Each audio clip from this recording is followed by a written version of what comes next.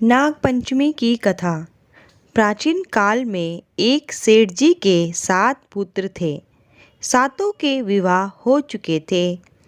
सबसे छोटे पुत्र की पत्नी श्रेष्ठ चरित्र की विदुषी और सुशील थी, लेकिन उसका कोई भाई नहीं था। एक दिन बड़ी बहू ने घर लीपने को पीली मिट्टी लाने के लिए सभी बहुओं को साथ चलने को कहा, तो सभी धलिया और खुरपी लेकर मिट्टी खोदने लगी कि तभी वहां पर एक सर्प निकल गया, जिसे बड़ी बहू खुरपी से मारने लगी। यह देखकर छोटी बहू ने उसे रोकते हुए कहा, अरे अरे, इसे मत मारो, यह तो बेचारा निरपराध है। यह सुनकर बड़ी बहू ने उसे नहीं मारा। तब सांप एक ओर जाकर बैठ गया। तब छोटी बहू ने उससे कहा, हम अभी लौट कर आते हैं, तुम यहाँ से मत जाना। यह कहकर वह सबके साथ मिट्टी लेकर घर चली गई और कामकाज में लग गई, और उसने सांप से जो वादा किया था उसे वह भूल गई। अब दूसरे दिन उसे वह बात याद आई, तो सबको साथ लेकर वहाँ पहुँची और सांप को उस स्थान पर बैठा देखा और बोली, भैया नमस्कार। सांप ने कहा, तू भैया कह चुकी है, इसीलिए मैं तुझे छोड़ देता हूँ, नहीं तो झूठी बात कहने के कारण तुझे अभी डस लेता। वह बोली, भैया मुझसे भूल हो गई, उसकी क्षमा मांगती हूँ। तब सर्प बोला, अच्छा, आज से मेरी बहन हुई और मैं तेरा भाई, तुझे जो मांगना है मांग लो। वह बोली, भैया मेरा कोई नहीं है, अच्छा हुआ जो तुम मेरे भाई बन गए।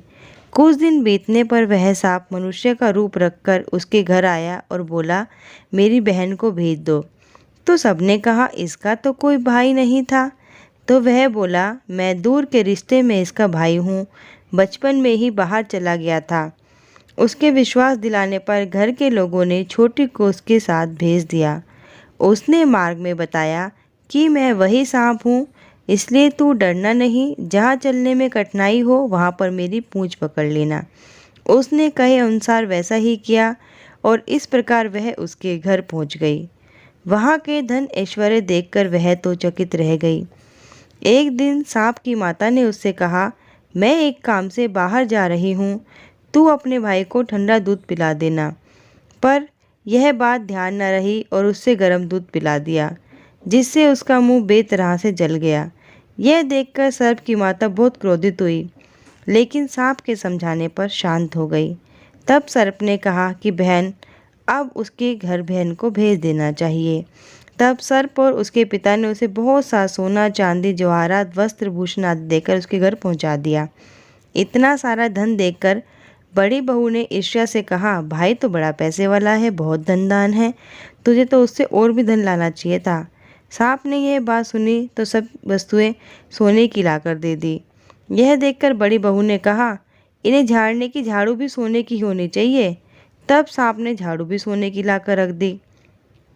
सर्प ने छोटी बहू को हीरे और मणियों का एक अद्भुत हार दिया था।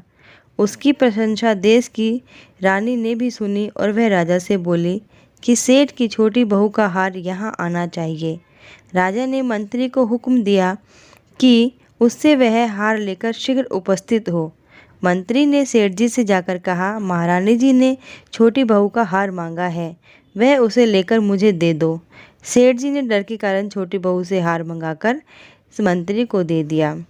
छोटी बहू को यह बात बहुत बुरी लगी। उसने अपने सांप भाई को याद किया और आने की प्रार्थना की। भैया, रानी ने हार छीन लिया है, तुम ऐसा कुछ करो कि जब वह हार उसके गले में रहे तब तक सर्प बन जाए और मुझे लौटा दे तो वह हीरो मणियों का हो जाए। सांप ने ठीक वैसा ही किया। जैसे ही रानी ने हार पहना वैसे ही वह सर्प बन गया। यह देखकर रानी चीख पड़ी और रोने लगी। यह देखकर राजा ने सेठ के पास खबर भेजी कि छोटी बहू को तुरंत भेजो। सेठ जी डर गए कि राजा ना जाने क्या करेगा। वह स्वयं छोटी बहू को साथ लेकर उपस्थित हुए। राजा ने छोटी बहू से पूछा, तुमने क्या जादू किया है, मैं तुम्हें दंड दूंगा। छोटी बहू बोली, राजा दुष्टा माफ़ करें, यह हार ही ऐसा है, मेरे गले में हीरे और मणियों का रहता है और दूसरे गले में सांप बन जाता है। यह सुनकर राजा ने वह सांप बना हार उसे देकर कहा, अभी पहनकर दिखाओ। छोटी बहू ने जैसे उसे पहना वह हीरे मनियों का हो गया। यह देखकर राजा को उसकी बात पर विश्वास हो गया और उसने प्रसन्न होकर बहुत सी मुद्राएं पुरस्कार भी दी। छोटी बहू अपने हार और इन सहित जवाहरात पुरस्कार सहित लौट आई। उसके धन को देखकर बड़ी बहू ने ईर्ष्या के कारण उसके पति को सिखाया कि छोटे की बहू के पास धन कहीं से आया है। यह सुनकर उसके पति ने अपनी पत्नी को बुलाकर कहा, ठीक ठीक बता, तुझे धन कौन देता है। तब वह सांप को याद करने लगी। उसी समय सर्प ने प्रकट होकर कहा, यदि मेरी बहन के आचरण पर संदेह करेगा मैं उसे खा लूँगा। यह सुनकर छोटी की बहू का पति बहुत प्रसन्न हुआ और उसने सर्प देवता को बड़ा सत्कार किया। उसी दिन से नागपंचमी का त्यौहार मनाया जाता है और स्त्रियां सांप को भाई मानकर उनकी पूजा करती है।